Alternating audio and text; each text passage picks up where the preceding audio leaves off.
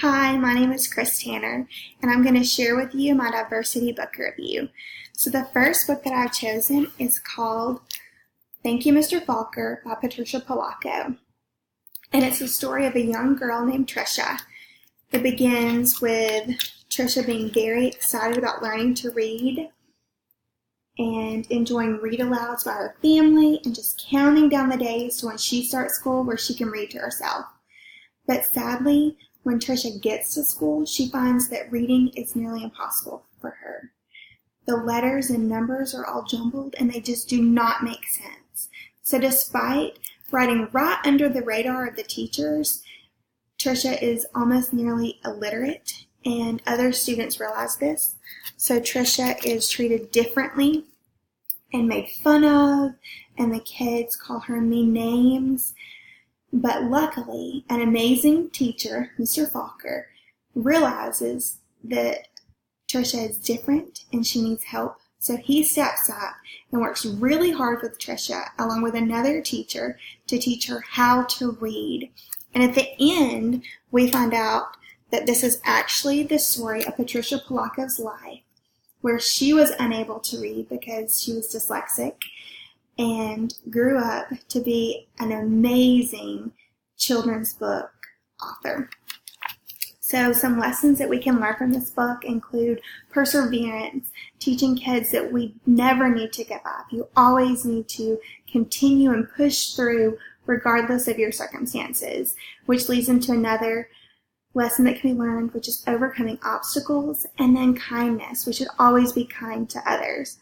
So some good activities that we can do with this book, because it's focused for 3rd grade through 5th grade students, is some writing activities where the kids are looking at the main character, Patricia Polacco, or Trisha, and seeing how the main character changes from the beginning of the story until the end, and how she overcomes struggles, because kids can relate to that. They can relate to having struggles in their lives. So having the kids stop and self-reflect about a time in their life where they have struggled and how they've pushed through or overcome obstacles themselves is a good writing activity, since this is for the older kids, and they can explain how they've changed personally, and they can even get some of their speaking and listening standards in by talking to a partner about their experiences. So that is Thank You, Mr. Falker by Patricia Polacco. So my second book is for younger learners, and it is called Can You Say Peace by Karen Katz. And this age group is preschool through 2nd grade. So this story is all about how we say peace around the world.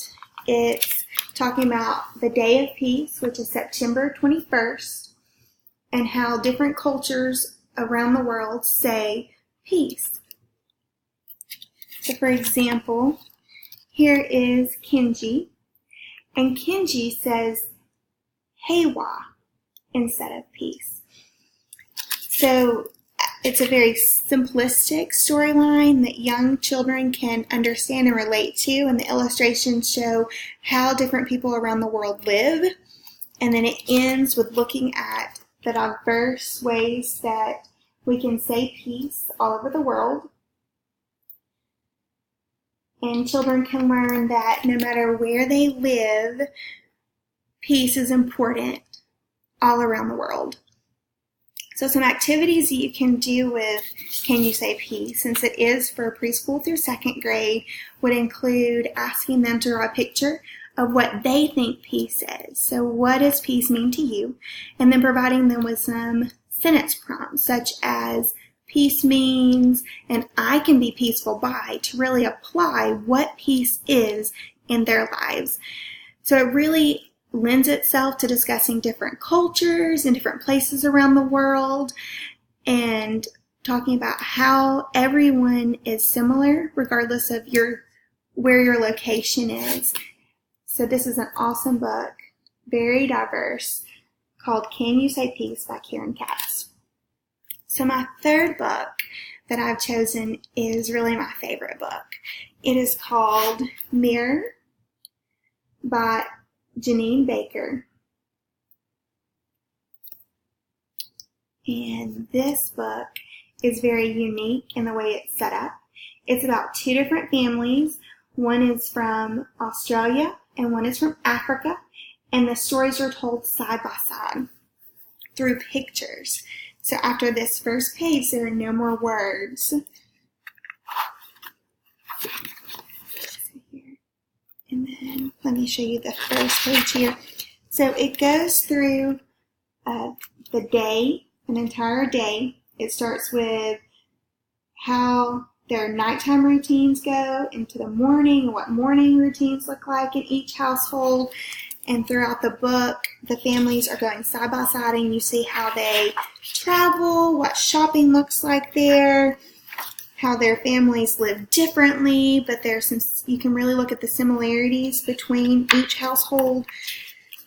And so at the very end of the story, you can see them each considering what families seem to do around different parts of the world. So they're thinking about other places, and it's all collage illustrations, which is so powerful. So the age group can be anywhere from kindergarten to 4th grade, depending on how extensively you want to go in depth with this story, because something as simplistic with kindergartners would be having them create their own collage of what they do at home and what their lives look like.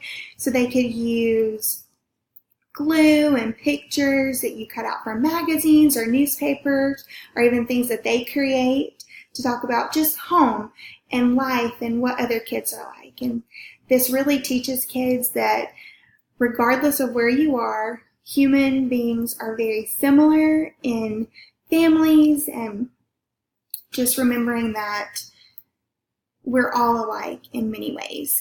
And then to go more in depth with older students, they can actually look into geography, and so look at where Australia is, where Africa is, and where they are, and compare geographically what those places look like. They can do research papers and discuss how families live in different parts of the world. They could choose their own country that they want to explore and research. So there's just a lot of things you can get from this book, Mirror by Janine Baker.